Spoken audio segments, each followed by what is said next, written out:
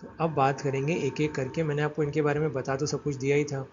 तो सबसे पहले अगर प्री एरिथ्रोसिटिक स्टेज में मारेंगे, मतलब कि मलेरियल पैरासाइट लिवर के अंदर है, तो मैंने क्या बताया था इसका आंसर होगा causal prophylaxis. Causal prophylaxis, fine,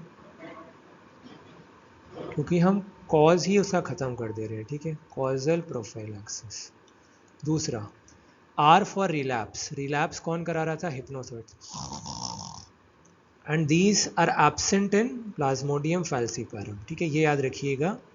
ये जो एक्सो एरिथ्रोसिटिक स्टेज होती है, this is absent in Plasmodium falciparum, उसमें हिप्नोसाइट्स होते ही नहीं है।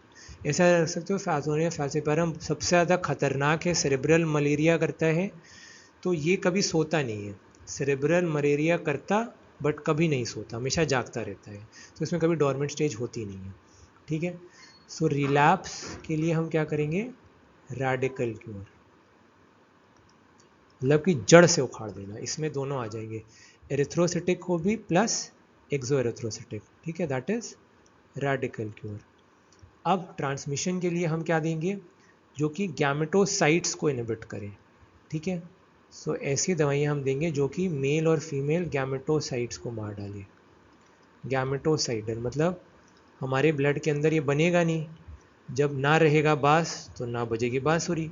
अगर हमने मेल और फीमेल गैमेटोसाइट्स को ही मार डाला, फीमेल एनोफिलीज मॉस्किटो के अंदर हम घुसने नहीं देंगे ना, हमारे अंदर ही मर गया, तो अगर अब मच्छर आकर के हमको काट भी जाएगी फीमेल एनोफिलीज वाली, तो कुछ कर नहीं पाएगी, क्योंकि अब गैमेटोसाइट्स तो हमारे ब्लड के अंदर मर ही चुके हैं, ठीक।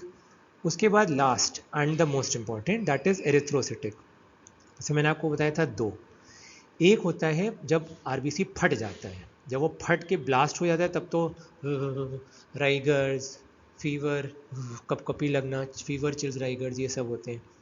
सो अगर हो चुका है, मतलब आरबीसी ब्लास्ट कर चुका है या फिर आरबीसी ब्लास्ट नहीं किया, तो इसमें दो इंपॉर्टेंट चीज़ें आपको याद रखनी है, बिफोर एंड आफ्टर। बिफोर के लिए मैं आपको बता ही चुका हूँ ऑब्वियसली, तो इसीलिए सेम कलर की इंक से लिखा है।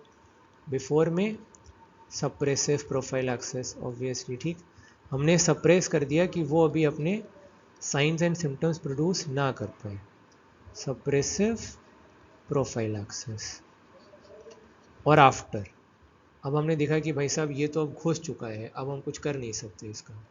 सो आफ्टर में बेसिकली हम लोग क्या करेंगे,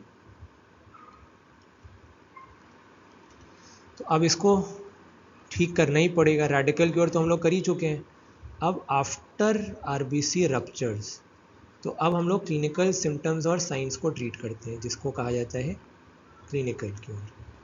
बाय।